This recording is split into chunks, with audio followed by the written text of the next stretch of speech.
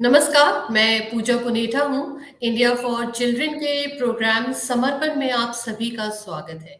जैसा कि आप जानते हैं कि समर्पण हमारा वो कार्यक्रम है जहां हम आपकी मुलाकात ऐसे लोगों से कराते हैं जो बिना किसी स्वार्थ, बिना किसी मदद और अपनी ही प्रेरणा से लोगों के लिए काम करते हैं, खास तौर से बच्चों के लिए काम करते हैं। आज ऐसे ही एक शख्स से हम आपकी मुलाकात कराने जा रहे हैं। वो बेहद खास हैं क्योंकि वो जिस काम में है वहाँ समय मिलना बहुत मुश्किल होता है।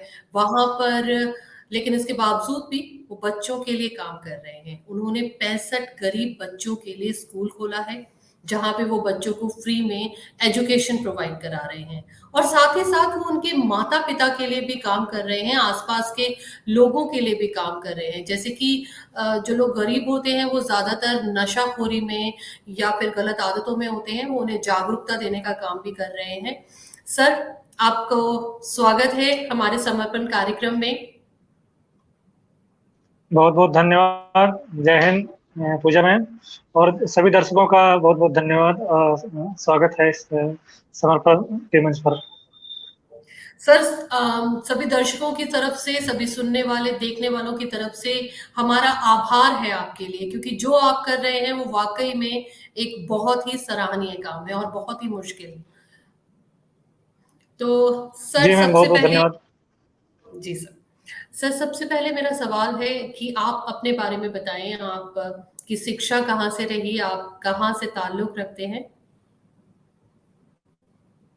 जी मैम, मेरा नाम रणजीत यादव है और मैं एक किसान परिवार से बिलोंग करता हूँ। मेरे पिताजी श्री श्रीपति यादव, उन्होंने बहुत ही संघर्ष करके, हम लोग 5 भाई हैं, सभी लोगों को पढ़ाया, एजुकेट किया। और हमारी माताजी गृहिणी है श्रीमती अमरावती देवी, वो हम लोगों को बचपन में हमेशा जो है पिटाई करके पढ़ाती थी। बोलते थे कि पढ़ाई लिखाई के मामले में हमसे मतलब कि आप दुश्मन के तरीके से हो, बहुत कड़ा मतलब कि अनुशासन रखती थे। और अगर और कोई मामले में हो, आपको पालना हो, खिलाना पिलाना हो, तो उसमें हर चीज प्यार है, दोस्ती है। लेकिन अगर कोई अनुशासन के मामले में बहुत ही कठोरता से वो बरतती थी, और उसी का नतीजा है, परिणाम है कि हम लोग आगे बढ़े। और इस समय हम लोग जो है बचपन में बड़ा संघर्ष किए। पिताजी जो है खेती बाड़ी पढ़ाते थे, 5 लोग पढ़ रहे थे, 5 भाई। तो उस दौरान हम लोग कई कई बार अपने सीनियर से किताबें मांग करके पढ़ते थे, फिर उनको वापस कर देते थे। बहुत संघर्ष किया गया बचपन में। और आप सोच सकते हैं कि कृषि से 5 लोगों को पढ़ाना बड़ा ही संघर्ष रहता है। लेकिन सभी लोगों में, हमारे सभी भाई जो 5 लोग हैं, सभी लोगों को अच्छा संस्कार दिया। कोई नशा नहीं करता है, कोई गलत संगति नहीं किया, सब लोग अच्छे से पढ़े। और सब लोग आज जो है बड़े भैया अजीत यादव, श्री अजीत यादव इस समय जो है महाराजगंज जिले में टीचर हैं, अध्यापक हैं। और दूसरे भैया डॉक्टर संदीप यादव कृषि अधिकारी हैं। और तीसरे नंबर पे मैं हूँ, जिससे मैंने पढ़ाई की, शास्त्र में एमए किया, वहां से फिर उसके उपरांत पुलिस में ज्वाइन किया। हमसे छोटा भाई मंजीत अभी इसमें जिला चंदौली में अध्यापक हैं। और सबसे छोटे भाई सुजीत जो है इस समय वर्तमान में पढ़ाई कर रहे हैं। तो इस प्रकार एजुकेशन का महत्व हमारी फैमिली ने, हमारे माता पिता ने हम लोगों को पढ़ाया। हम लोगों ने अच्छा पढ़ाई करके एक संदेश दिया गाँव को, देश को, समाज को, कि शिक्षा अच्छी चीज होती है, भले संघर्ष करना पड़े, भले काफी टाइम लगे, अच्छा है। तो हम अपने पूरे फैमिली को, पूरे परिवार को, अपने दादी जी को मैं प्रणाम करता हूँ इस चैनल के माध्यम से, कि जो हमेशा हमको मोटिवेट करते रहते हैं कि अच्छा करो, अच्छा बनो और अच्छे ढंग से रहो, और समाज में, देश परिवार में सबका नाम रोशन करो। हमेशा अच्छे संस्कार देती रहे हैं वो। जी। जैसे कि सर आपने बताया कि आपका जीवन शुरुआती दौर में संघर्ष से बीता, तो मुझे लगता है जो लोग अपना जीवन संघर्ष में बिताते हैं वो जानते हैं कि मुश्किल अ, से उभरने के लिए एजुकेशन यानी कि शिक्षा बहुत ज़रूरी है, क्योंकि आप की शिक्षा पे तवज्जो दी गई। आपकी माताजी, आपके पिताजी, आपकी दादी, सबका मिला-जुला एक प्रयास रहा कि आप पढ़ाई में अच्छा कर गुज़रें, क्योंकि जब हम पढ़ाई में अच्छा कर गुजरते हैं तो अपने जीवन में एक लक्ष्य पा लेते हैं। शायद वो लक्ष्य पाने के बाद आप उन बच्चों को भी वो सपना दिखा रहे हैं, वो लक्ष्य की ओर अग्रसर कर रहे हैं। ये जज्बा, ये प्रेरणा, इन गरीब बच्चों के लिए फ्री में स्कूल खोलना, ये सब कैसे ख्याल में आया? मैं जनपद अयोध्या के कोतवाली अयोध्या में मेरी पोस्टिंग पुलिस चौकी नया घाट पर थी। पुलिस चौकी नया घाट के बगल में जो दीपोत्सव का कार्यक्रम और तमाम इस तरह से कार्यक्रम होते हैं, तो मैंने देखा कई बार ये बच्चे घाटों के किनारे जो है और मंदिरों के आसपास भिक्षावृत्ति करते पाए गए। और इनसे जब मुलाकात होती थी, इनसे पूछने का प्रयास करते इनके गार्जियन से कि आप लोग कहाँ रहते हैं, ऐसा क्यों कर रहे हैं। ये लोग डरते थे, भागते थे वर्दी देख करके। लेकिन धीरे धीरे इनसे जब कई बार मुलाकात हुई तो इनसे पूछताछ किया, पता लगा कि ये लोग खुर्जाकुंड के पास इनका पूरा परिवार है, कई फैमिली है, तो वो लोग वहां से भिक्षावृत्ति से जुड़े हुए हैं सब लोग। तो एक दिन अपने 3-4 दिन बाद अपनी मोटरसाइकिल उठा करके उनके बच्चों के बीच में शाम को गया, उनके गार्जियन से इकट्ठा करके मैंने पूछा कि क्या आप अपने बच्चों को पढ़ाना चाहते हैं। तो वो लोग सहर्ष तैयार हुए, सर हम लोग अपने बच्चों को पढ़ाना चाहते हैं, लेकिन काफी समस्या आती है। तो हम लोग क्योंकि अपना पेट भी पालना रहता है और अशिक्षा, उनमें अंदर शिक्षा का अभाव है, जागरूकता की कमी है। उनको लगता है कि जो भिक्षावृत्ति है इससे 100-200 रुपए मिलेगा, हमको पेट पालना, तमाम चीजें हैं, वो शिक्षा का महत्व नहीं जानते। तो उनको काफी समझाया कि मैंने कहा कि अगर आपके बच्चों को मैं पढ़ाना शुरू करूं तो कैसा लगेगा। बोले सर बहुत अच्छा लगेगा। फिर अगले दिन मैंने अपनी मोटरसाइकिल पे लाद करके ब्लैक बोर्ड, तिरपाल, कॉपी, कलम, पेंसिल, रबर कटर जो भी है, स्लेट, चाक सब लेकर के वहां पहुंचा और शुरुआत किया अपना स्कूल की। तो बड़ी खुशी हुई। बच्चों को शुरुआत में वहां पर लाना में बड़ी समस्या होती थी, उनके घर से उनके माता पिता को समझाना पड़ता था, तब जाके शुरुआत में 20-25 बच्चे आते थे, लेकिन वर्तमान में इस समय 50-60 बच्चे आना शुरू कर दिए हैं। अभी अभी घर पे जाके उनको बच्चों को कई बार जगा के लाना पड़ता है कि चलो बच्चे स्कूल में चलो, उनको टॉफी देना पड़ता है। तो सोचते हैं किसी न किसी बहाने जुड़े और इनका जो अंधकार में इनका जीवन है और उस जीवन से निकल के इनके जीवन में जो शिक्षा का प्रकाश फैले और इनका जीवन में उजाला आए। रंजीत जी, जैसे कि आपने बताया कि बहुत मुश्किल रहता है शुरुआत में, जब आपने इन बच्चों को देखा, इनके माता पिता को समझाया कि भिक्षा से भिक्षावृत्ति की जो जिस लत में ये लोग हैं वहां पर रहकर तो जीवन ऐसे ही गुजरेगा, आपका जो गुजर गया, लेकिन बच्चों का बेहतर करना चाहिए। आप खुद भी एक ऐसी जॉब में है जहां समय निकाल पाना बहुत मुश्किल होता है, क्योंकि पूरे शहर का सुरक्षा का दामोदर आप लोगों के सर पे होता है। तो 24 घंटे की इस जॉब के बाद ये काम करना कैसे मतलब संभव कर पाते हैं आप? मैम अभी डीआईजी रेंज अयोध्या ऑफिस में मेरी ड्यूटी है, तो सुबह 10 बजे से ड्यूटी रहती है और मैं इसके पहले मैं सुबह 5 बजे उठ जाता हूँ, नहा धो करके उन बच्चों के बीच में चला जाता हूँ। 2 घंटे उनके बीच में टाइम दे करके फिर अपने ड्यूटी पॉइंट पे समय से पहुंच जाता हूँ। तो इस प्रकार से समय मैनेजमेंट करता हूँ, थोड़ा मेहनत लगती है। रोज 10 किलोमीटर मोटरसाइकिल चला करके अयोध्या जाता हूँ फैजाबाद से, तो थोड़ा सा संघर्ष है, लेकिन मैं सोचता हूँ चलो थोड़े से मेरे संघर्ष के नाते अगर किसी का जीवन बदल जाए तो बहुत ही बेहतर होगा, मेरे जीवन सफल हो जाएगा। और भी लोगों से मैं गुजारिश करूंगा कि आपके भी आसपास ऐसे लोग होंगे जो जरूरतमंद हैं, असहाय हैं, उनकी जरूर मदद करें। लोग कहते हैं कि जरूरत समाज सेवा करने में या मदद करने में पैसे की जरूरत होती है, वास्तव में एक अच्छी सोच की जरूरत होती है ऐसे कार्यों को करने में। कई बार देखा जाता है कि दुर्घटना में कोई घायल है, उसको लोग अपने मोटरसाइकिल लाद के अस्पताल नहीं पहुंचाएंगे, पुलिस के और एम्बुलेंस को दोषारोपण करते हैं। तो ऐसा न करके सब लोग को, हर व्यक्ति को एक कर्तव्य होना चाहिए, कर्तव्यनिष्ठ होना चाहिए कि हम जहां भी जिसको जहां सहायता की जरूरत है उसको करना चाहिए। अगर इस तरह से लोग करेंगे तो दुनिया अमन चैन बन जाएगी। बहुत अच्छे विचार हैं कि यानी अगर सब लोग अपने उस मानवीय गुण के को तवज्जो दें तो दुनिया जरूर बदल जाएगी।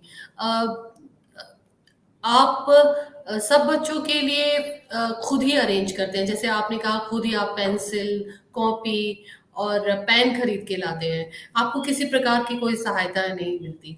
तो ये कैसे हो पाता है? मतलब कुछ मुश्किल तो होती होंगी, क्योंकि इतने सारे बच्चों को पढ़ाना है। आपने कभी कहा कि तकरीबन 65 बच्चे अभी पढ़ने आते हैं, तो इतने सारे बच्चों के लिए आप खुद ही सब कुछ अरेंज करते हैं? शुरुआत में मैं 2-3 महीने मैंने खुद से अरेंज किया, लेकिन अब लोग उसमें जुड़ रहे हैं धीरे धीरे। कई पुस्तकालय वाले हैं और कई समाज सेवी लोग हैं जो हमको जानते हैं, और कई न्यूज चैनल और पेपर पे जब प्रकाशित हुआ तो लोग देखते हैं और संपर्क करते हैं कि सर क्या जरूरत है। वो लोग प्रेषित करना शुरू किए हैं, हमारे पास भेजना शुरू किए हैं पठन पाठन सामग्री। तो अच्छा लगता है, इस तरह से लोगों का सहयोग मिलना शुरू हो गया है। और थोड़ा दिक्कत इनकी बच्चों में भी है कि ये बच्चे अभी बहुत मतलब कि पिछड़े हुए हैं, बहुत ज्यादा अज्ञानता इनमें है। इनको लगता है बस इनको कॉपी एक मिल गई, दूसरी कॉपी मिल जाए, तीसरी मिल जाए, पेन और मिल जाए, ये उसमें उसकी तरफ इंटरेस्ट रखते हैं ज्यादा। न कि ज़्यादा पढ़ने में। तो उनको बस हम सोच रहे हैं कि बस ज़्यादा से ज़्यादा इनको पढ़ाने में इंटरेस्ट रखा जाए। उनको आज मैंने जैसे गाना लगाकर देशभक्ति गीत उनके बीच में उनको उनसे नृत्य करवाया और खुद भी उसमें किया। तो वो लोग बड़े खुश होते हैं, सोचते हैं कि धीरे-धीरे किसी न किसी माध्यम से ये बच्चे जुड़े एजुकेशन में, इनका इंटरेस्ट बढ़े। जी, तो ये जो ज़्यादातर बच्चे आते हैं, ये इसमें से काफ़ी बच्चे तो ऐसे होंगे जिन्होंने इससे पहले कभी भी कॉपी, पेन, पेंसिल छुआ तक नहीं होगा होगा और जी, कुछ जी, मैं बच्चे होंगे काफ़ी बच्चे हैं। उम्र के लिहाज से अभी काफ़ी पीछे होंगे। तो वो पढ़ाई का गैप पूरा करना और उन बच्चों के हाथों में कॉपी कलम थमाना जो कि बिल्कुल नहीं पढ़े हैं, तो ये भी आप कैसे संभव करते हैं? जी, मैम उसमें कुछ बच्चे जो उनको जो पढ़ा दिए हैं, तो वो एबीसीडी लिखना शुरू कर दिए हैं, वर्णमाला लिखना शुरू कर दिए हैं। तो 3-4 उसमें से लीडर मैंने चुन लिया है। तो कुछ बच्चों जो जो ज़्यादा ही पिछड़े हैं, वो बच्चे उनको पढ़ाना शुरू कर दिए हैं। उनको क, ख और एबीसीडी पढ़ाना शुरू कर दिए हैं, जो लीडर उसमें हैं। और जो बच्चे पढ़ रहे हैं, उनको मैं अब पढ़ाता हूँ। तो इस तरह से एक लीडरशिप की भावना उनमें पैदा कर रहा हूँ और थोड़ा आसान भी रखता है, टीम भावना उनमें बढ़ रही है।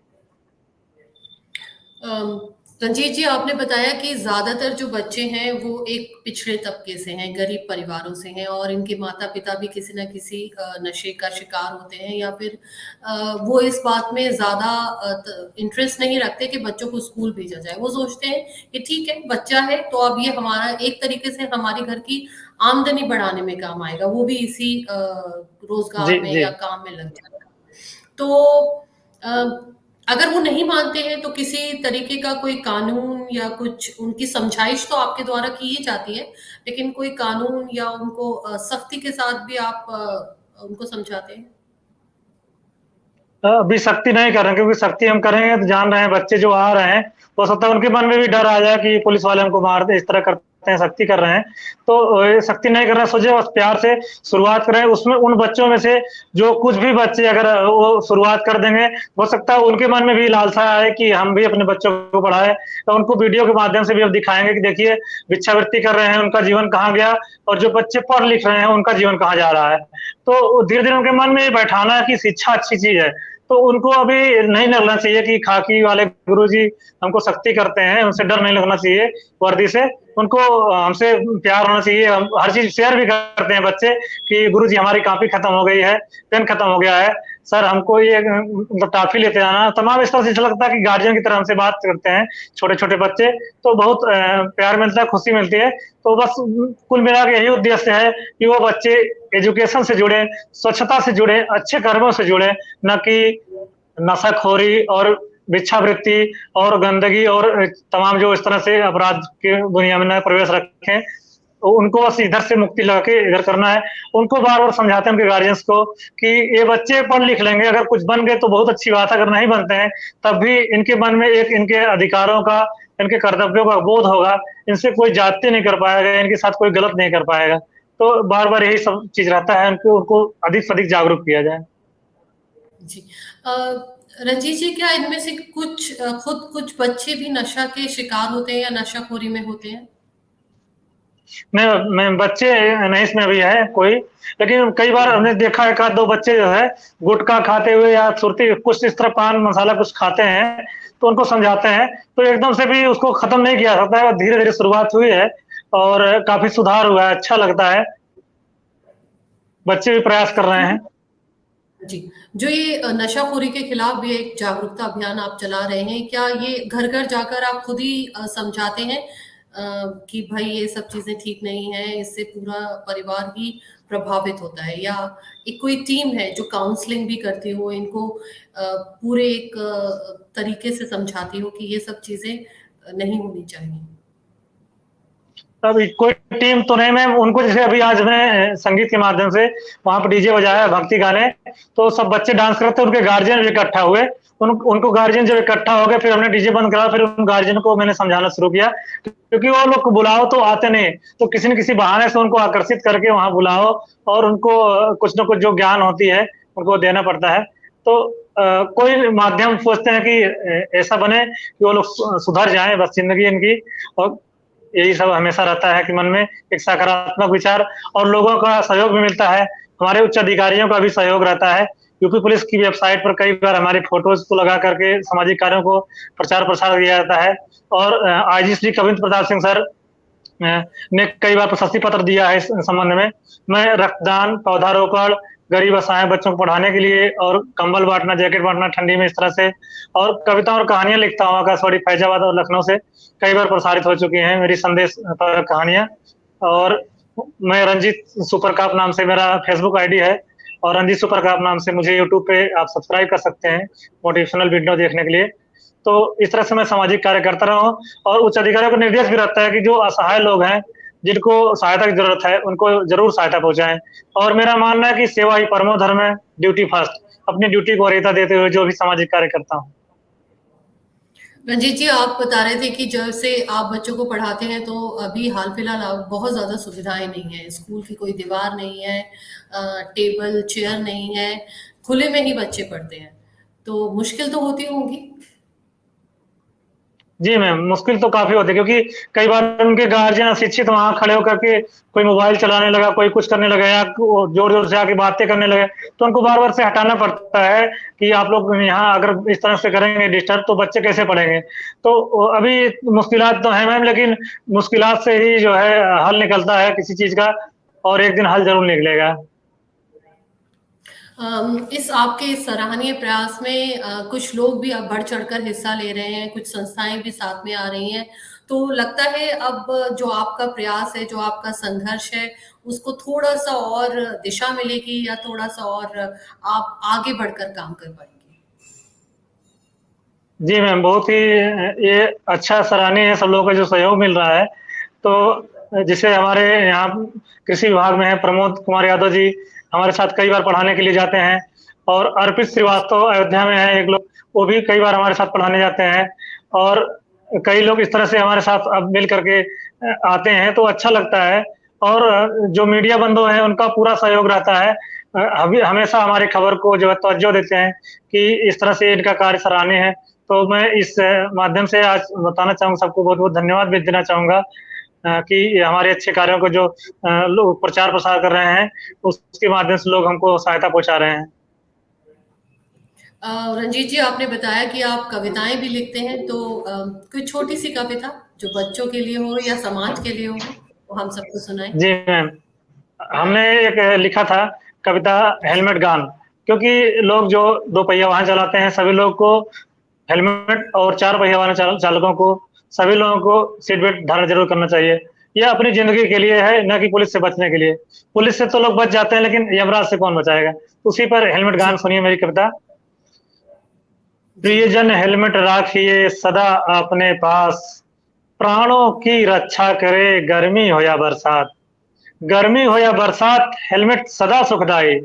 सिर सुरक्षित, सब सुरक्षित, सब मिल गाओ भाई, सब मिल गाओ भाई। हेलमेट जी, से है बहुत। आंख सुरक्षित, मुंह में धूल न जाई। बिन हेलमेट तुम कहीं न जाना, कहती बड़की माई। कहती बड़की माई, हेलमेट सौ रोग की दवाई। दुर्घटना रोग से पहले हेलमेट घर लाओ भाई, हेलमेट घर लाओ भाई। और अगली लाइन है, ठंड हम्म। में सर्दी, गर्मी में लू, हो चाहे बरसात, धूल धूप धुआं से रक्षा, दुर्घटना में दे साथ। दुर्घटना में दे साथ, साथ ये जीवन भर का, जीवन और मृत्यु में वरना अंतर क्षण भर का। जीवन और मृत्यु में वरना अंतर क्षण भर का। बात मान लो क्षितिज की, दिन हो चाहे रात, रखिए हेलमेट साथ में, गर्मी हो या बरसात। गर्मी हो या बरसात, ये है अनमोल दवाई, वरना मलोगे हाथ, खेत जब चिड़िया चुग जाए, खेत जब चिड़िया चुग जाए। बहुत बढ़िया, मतलब आप तो अपनी कविताओं के माध्यम से भी लोगों को जागरूक कर रहे हैं कि अगर जिंदा रहना है तो एहतियात बरतनी बहुत जरूरी है। जो एक सुरक्षा के लिए जो एक नियम कायदे कानून बनाए गए हैं, उनका पालन करना बहुत जरूरी है। जी आप छोटे हाँ। बच्चों को पढ़ा रहे हैं, और जैसे कि मुझे पूरा यकीन है, जब भी आप वहाँ पहुंचते होंगे बच्चे आपको देख के चहक जाते होंगे, उन्हें लगता होगा कि चाहे वो टॉफी ही कॉपी हो, टॉफी हो, या पेंसिल हो, या कुछ डांस का हो, बच्चों को बहुत खुशी होती होगी। आपसे बच्चे जी इंस्पिरेशन लेते हैं, प्रेरणा लेते हैं, आपके जैसे बनने की जरूर ख्वाहिश रखते हैं। तो कैसा लगता है जब बच्चे एकदम से दौड़ते हुए भागते हुए आपके पास आते हैं? जी मैम, बच्चे तुरंत इंतजार करते रहते हैं, जैसे ही पहुंचते हैं दौड़ के जय हिंद गुरुजी बोलते हैं, जय हिंद सर बोलते हैं, तो बड़ा अच्छा लगता है। और जब उनसे कई इंटरव्यू चैनल लोगों ने पूछा कि क्या बनना चाहते हैं, तो बोलता है कि मैं पुलिस, सर जी की जैसा पुलिस बनना चाहता हूँ। तो बड़ा अच्छा लगता है कि इनके मन में पुलिस के प्रति अच्छा है, इंप्रेशन की ये लोग अच्छा मानना शुरू कर दिए हैं, क्योंकि आमतौर पे पुलिस की छवि लोग अच्छा नहीं मानते हैं। इस दृष्टिकोण से भी मैं सामाजिक कार्यों को करता हूँ कि लोग जो है पुलिस के मन में जो लोगों के मन में जो धारणा है पुलिस के प्रति वो बदले, और आजकल बदल भी रही है। काफी अच्छे पुलिस वाले हमारे बीच से निकल के आ रहे हैं, जैसे कि प्रयागराज में नियुक्त कांस्टेबल आशीष मिश्रा, जिन्होंने पुलिस मित्र की स्थापना किया है। पुलिस मित्र आल यूपी में जो जरूरतमंद लोग हैं उनको रक्त मुहैया जी। कराती है। हम भी उससे जुड़े हैं और 8 बार हमने रक्तदान किया है ऐसे जरूरतमंद लोगों के लिए। और अयोध्या परिक्षेत्र में 580 यूनिट रक्तदान जो है यहाँ पे करवाया गया सभी जिलों में। तो उसमें मैंने जो है अग्रणी भूमिका निभाई, सभी लोगों को फोन करके बताता कि फला दिनांक को कैंप है, आप लोग आइए, अच्छी चीज है, मैंने भी रक्तदान किया, इससे कोई कमजोरी नहीं होती है। और सचिन कौशिक हैं, पीआरओ रेलवे अलीगढ़ में, वो जी। कांस्टेबल होते हुए भी पीआरओ के पद पर है, योग्यता उनके मन में है। और कुलदीप किशोर है जो अच्छा एटीएस में है और कविता लिखते हैं, बहुत अच्छा उनका रहता है। और सागर पोरवाल यानी जो कि स्केचिंग के माध्यम से, कांस्टेबल सागर पोरवाल जो स्केच करते हैं बहुत अच्छा, तो अपराधियों का स्केच करके वो कई अपराधियों को पकड़वा चुके हैं। तो इस प्रकार से अच्छे पुलिसकर्मी हमारे बीच में समाज में आ रहे हैं। और सुमित गुप्ता हैं जो पुलिस के अच्छे खबरों को प्रचार प्रसार करते हैं। कुलदीप कौर कांस्टेबल हैं। तो इस तरह से अच्छे लोग आ रहे हैं। यानी कि आप बता रहे हैं कि एक बहुत सारे लोग हैं जो पुलिस महकमे से ताल्लुक रखते हैं और वाकई में वो उस मिथक को तोड़ रहे हैं जहां लोगों को डर लगता है, पुलिस को देख के लगता है कि ठीक है, इनका इनका काम ज्यादातर सख्ती बरतना है, कानून को लागू करवाना है। लेकिन आपका एक और पक्ष भी उभर कर आ रहा है जिसमें आप समाज के लोगों के लिए निरंतर कोई ना कुछ काम कर रहे हैं, बिना किसी सहायता के कोई काम कर रहे हैं। वाकई में आपका, आपके दोस्तों का, आपसे जुड़े हर किसी शख्स का ये बहुत ही सराहनीय काम है और आभार भी है हम सबका। सर, आप जैसे बता रहे हैं कि कुछ लोग आ रहे हैं, अगर आपको किसी मदद की जरूरत है तो आप बता सकते हैं लोगों को कि वो आपकी मदद किस प्रकार कर सकते हैं, क्योंकि आज आपके साथ बहुत सारे लोग जुड़े हुए हैं। जी मैम, इस चैनल के माध्यम से मैं कहना चाहूँगा, मैं डीआईजी रेंज ऑफिस में हूँ, SI Ranjit Yadav, DIG range Ayodhya office, जनपद अयोध्या। इस पते पर आप लोग पठन पाठन की सामग्री मुझे भेज सकते हैं। इन गरीब असहाय बच्चों के लिए मुझे पैसे की जरूरत नहीं है, मुझे किसी चीज की जरूरत नहीं है, मुझे मेडल की जरूरत नहीं है, मुझे सम्मान पत्र की जरूरत नहीं है। बस मुझे जरूरत है इन बच्चों के लिए पठन पाठन सामग्री की। तो कृपया इस चैनल के माध्यम से जो लोग भी देख रहे हैं, आप लोग रंजीत यादव, उप निरीक्षक, डीआईजी रेंज अयोध्या ऑफिस में आप पठन पाठन सामग्री भेज सकते हैं। मुझे अत्यंत ही खुशी होगी आप लोग इस तरह अगर मेरे इस मुहिम में जुड़ेंगे। मैं भी सबसे गुजारिश करूंगी कि इस मुहिम में जुड़ने के लिए आपको पैसे से सहायता करने की आवश्यकता नहीं है। जैसे कि रंजीत सर ने कहा कि आप कॉपी, किताब, पेन या कोई भी पठन पाठन की सामग्री उन तक पहुंचा सकते हैं ताकि वो सामग्री बच्चों तक पहुंचाई जाए और वो बच्चे जो सब चीज़ों से अभी वंचित हैं वो इनके साथ जिंदगी में आगे बढ़ सकें। रंजीत जी, बहुत बहुत शुक्रिया, क्योंकि आपने उन आंखों को ख्वाब दिए हैं जो कि जिनको सब कुछ बहुत मुश्किल नजर आता था, अब वो सपने देखने लगी हैं, वो अपने लिए सोचने लगी हैं, वो बल्कि आगे चल के समाज के बारे में सोचेंगी, क्योंकि आप उनके लिए एक बहुत ही सराहनीय, बहुत ही अनुकरणीय उदाहरण बनकर आ रहे हैं।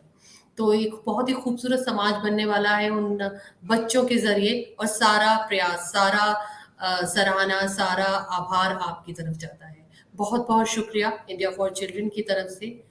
थैंक यू सो मच हमारे साथ जुड़ने के लिए। Thank you sir. बहुत बहुत धन्यवाद। जय हिंद। जय हिंद सर।